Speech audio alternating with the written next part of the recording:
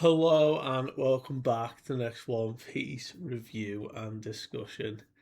We are back with the string of chapters that Oda is releasing back to back here, and things are certainly getting exciting to say the least, because what we are about to see is some crazy setup for what is to come in the following chapters and perceivably what will close us out in Elbaf.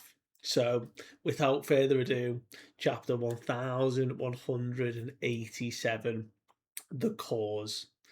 And the cover story request this week is Reiju protecting the ugly duckling, but in this case it's Sanji because it's got Sanji's head, and she is protecting them against all the other swans, and she's like scolding them, and they all represent each of the other Vinsmoke like brothers and obviously Judge. So it is very funny to see. It's very cool to see. But nevertheless, we have a Elbaf chapter to discuss. So last we had left off, it was the conclusion of Brook's second backstory. So we went even further back into Brook's past and his connection to Gunko, or Princess Shuri, and how they were raised on Asparia and everything they had gone through. And it ultimately came to the Marines coming to attack, and it turns out that they were only attacking and invading was because Reuven didn't want to hand Shuri over. Because Shuri, it turns out, is indeed a celestial dragon. The Marine ship that sort of drifted or got marooned a long, long time ago, turns out a celestial dragon was aboard, and it looks like whatever's happened in the story, that Candela and this celestial dragon have obviously had a child, but Reuven has been in the place of the father up until she cuts him down and he is now dead on the floor. So Gunka, well, Shuri reveals all this in the time to Brook, explains how she is now going to go back to the Holy Land with her father here, who the dude who is just sat smoking in the corner is indeed Celestial Dragon, the God Knight Grow Manmaya. And he is accompanied by Eam, like a shadowed figure, and it is Eam. And we see basically there was no reason, really, Grow explains, of why they would ever bother coming this far out, why they would even bother with such a brat. The only reason is that she has developed the irises, the multicolored irises that are part of his lineage. And he wasn't able to awaken their power, but Gunko might be able to. So obviously, Shuri has to now cut Brook down, like no loose ends. Grow had said too much, so she stabs Brook through the head, and Shuri leaves. But Brook survives. He's obviously got his.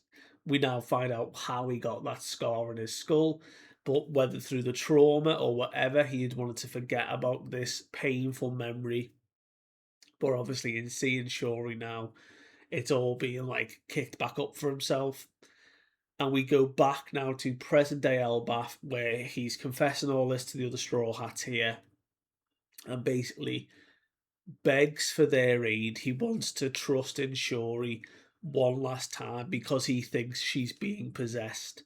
He didn't know about devil fruits back then. He didn't know it was capable of doing such amazing, incredible, and dangerous things. But now he's like, she's in there and I want to save her. So the decision, and the rest of them, and like even Jinbei and like all of the others were like, you don't have to ask, like, let's go destroy this block of ice that so far only Ragnar can melt because even Eam couldn't destroy the ice. So they all rush off to try and free Gunko.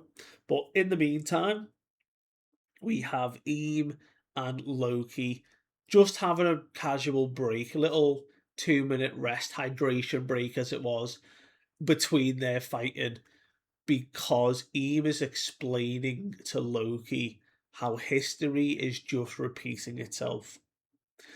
800 years ago, the giants failed and fell because they were also trying to save their kids. And that's what led to their end or the destruction or whatever had happened in that time. Giants failed. And Eve is explaining to Loki here, look, the same thing is going to happen again. You're insolent, the way you are acting, it's just going to repeat. And he's like, look, you basically now are all going to become servants of Eve. But in that moment, Luffy had fueled up, ready to go, rearing at full max output, as he says, flies in and lands a huge punch on Eve. Very akin, I said last week, to the punch on Charlos back in Sabaody. It is that level of like disrespect, and he's telling him to get the hell out of Elbaf.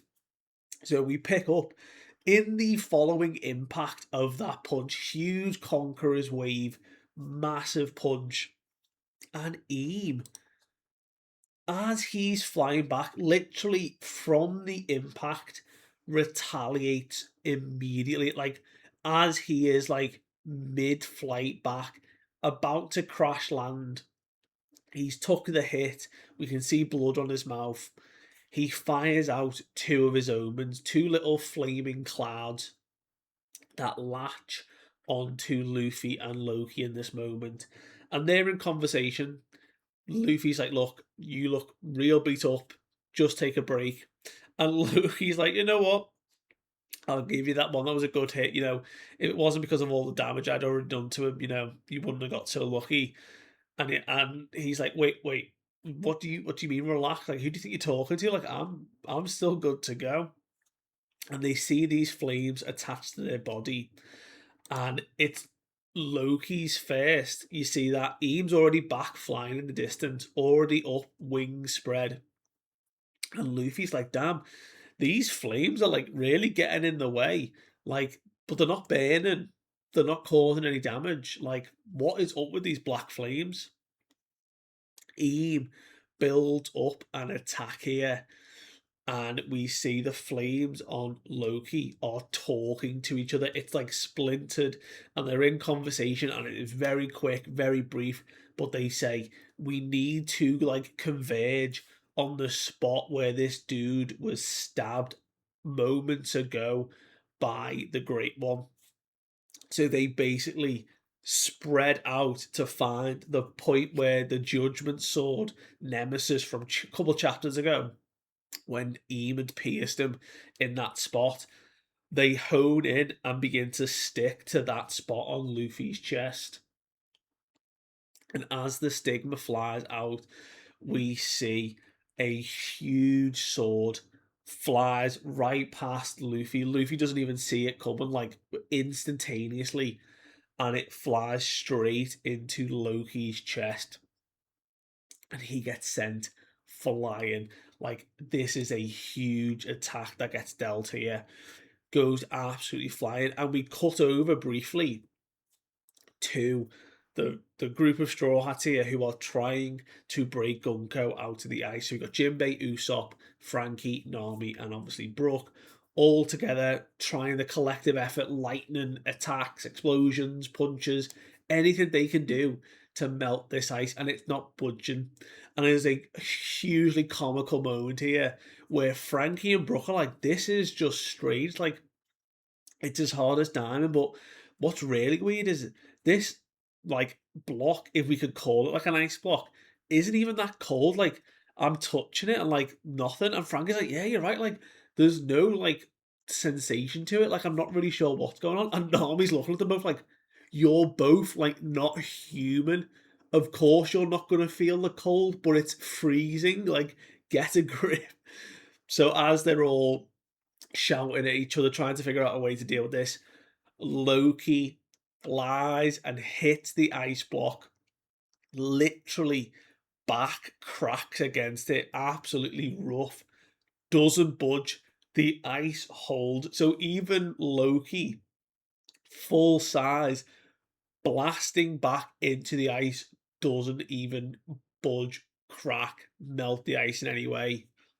But Ragnar was loose in his hand, goes spinning off into the air, and lands atop the ice block, hits the ice block, and like ricochets off, goes back into the squirrel form, and rushes off to where Loki is literally like bleeding from the wound on the ground here. Really looks in bad shape, and the other Straw Hats are like, whoa, like he looks rough. Like, who the hell has done something like that? Ragnar's obviously rushing to help, but behind them, the ice starts to dissolve. It is melting away literally almost instantaneously. Like a whole like half of it has just dissolved and melted. Ragnar is indeed the only one who is capable of melting the ice again. So it looks like we now have Shuri being freed from the ice here. But we don't get a break. We go straight back. Even Luffy here. Luffy sees what had happened, and this is the next level of like where Luffy's at now. Knows what he's just witnessed. The black flames that were on Loki's body, the attack hitting immediately, like to like the pinpoint accuracy. So luckily for Luffy, his flames have attached to like his cloak that he's wearing, and he grabs it, grabs through the flame, which is funny, and throws it up into the air away from his body. And as Eam fires out the blast again, it hones in on the cloak, so Luffy's able to dodge out the way.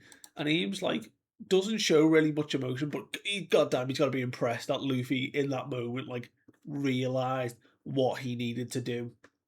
But we do cut away because there are two other figures who need the spotlight. So, over in the Western Village, we are at the Cloud Port here. We see Summer is on the ship, tapping his boot, looking at his watch, waiting for Killingham to arrive with the children he's kidnapped. And when he looks up and he's like, "Oh, you're one of the Straw Hats, right?" And sat up on like the prow of the ship is just squatting down as Zoro, looking down at Summer like, "Oh, you're one of those three demons we're after. That's convenient." And they're just in casual chit chat with each other. Summer's like, "Look, things are rough. I'm sure you were back at that village. Actually, I thought you were one of the ones that got it beaten. Actually, but it really doesn't matter. I'm just here to pick up 10, 20 kids at most. My associate's on his way to bring them now. So we'll be out of your hair any minute now." And Zoro's like, "Well, funny you say that, because I'm sure it's you guys who, ruined the reunion with our friends, like the feast we were having." And that is even more of a coincidence. One of my associates is also over in that village, but I don't think your guy's going to be coming back. And he's like, "Oh, care to explain why?" Like, Summer's loving his cockiness. He's like, "Oh, go on, do explain." And Zoro looks him dead in the eye and goes, "Because he's going to die." And immediately Zoro moves to the side. Summer throws out his like thorn sword, his big Kabuto style weapon he always wields, and they go into a conflict with each other. They are ready to tango.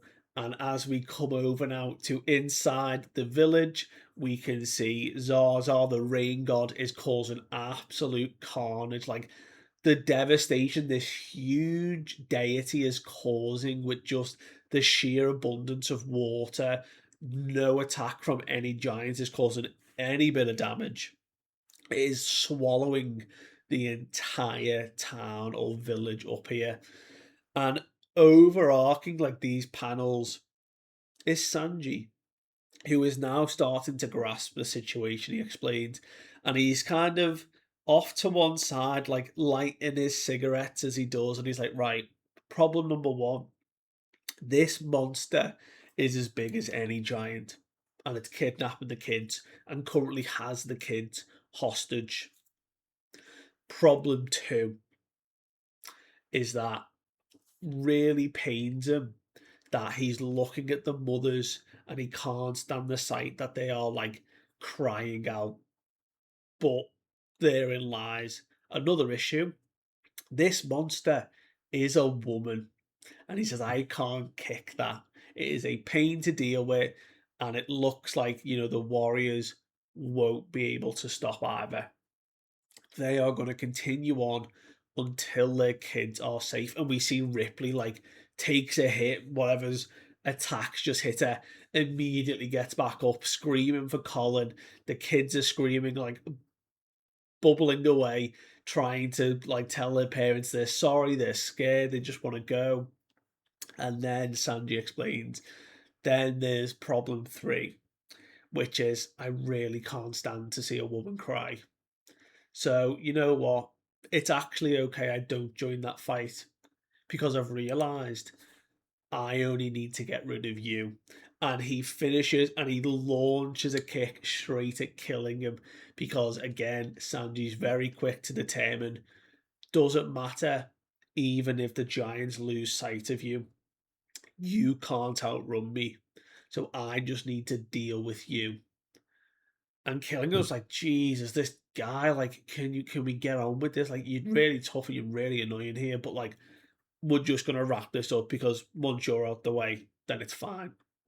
But he's like, look, I'm pretty tough, but there's a difference between tough and immortal. Like, there is no way you can beat me. Like, doesn't matter what you've assessed correctly here. Like, you're pretty spot on that my ability will dissipate if you're able to knock me out, but you can by all means try. But you know what? Looks over and he goes, Rain God, onward, take the kids away. So he's already given the command. Zaza's going to move out here. And Sanji goes, oh, but I already know your weakness. And Killingham just starts to laugh. He's like, oh, that's a good joke. He's like, how interesting. Launches his trident spear covered in like the black flame because obviously both him and Sommers have been empowered by the Omen. Sends Sanji flying into a building and he's like, oh, are you saying then that you can use Conqueror's Haki? By all means then, go ahead and use it and try and kill me. Now, we know Sanji up until this point hasn't been able to use Conqueror's Haki. But now we're getting the reveal that we've been waiting for. Zoro already attained it. We know Luffy definitely had for a long, long time. It was a matter of time before Sanji was going to unlock Conquerors. But there's reason behind it, and it's very, very fascinating as a character of Sanji for what he figures out, or what he's at least told. So as he hits the building here, and it's all crumbling around him, and he's getting back up, he recalls a conversation that he's recently just had with Gabon. And Gabon's explaining, look, your captain is now one of the four emperors of the sea. That is in itself a huge thing. But you two now need to be very meticulous in your intent to have his back. So I was like, oh, okay, yeah, no, my bad. You make a lot of sense. I get it. I need to be more focused up, if I've got to have Luffy's back here. And Luffy's dream, obviously, is to become the Pirate King. He explains about conquerors, and we've seen part of this conversation already. Sanji runs in and is like, old man, what about me? Do I not really have conquerors haki? Like, you can just tell this. And Gabon looks at him and he goes, you know what? You have the trait of one who might attain it, but I get the impression that you're burdening yourself with painful uncertainty. If you want to manifest one who would be king, Luffy, you need to unburden yourself. Luffy truly wants to be the Pirate King with his whole heart, and that's why he's been able to use it for so long.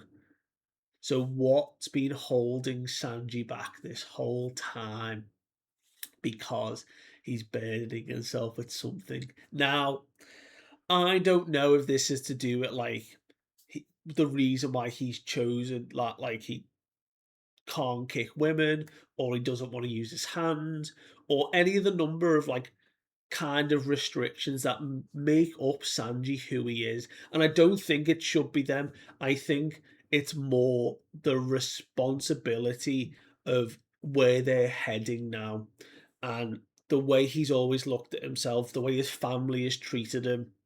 The whole Kick Island arc would have been a perfect time for him to have really have cracked this on the head. But if we get it here, it's fine, because now he's realizing the weight of their position. And if he truly wants Luffy to reach that goal, then he needs to be one of the wings for him. So I think there's going to be a very, very big Sanji power up here of he will attain Conquerors.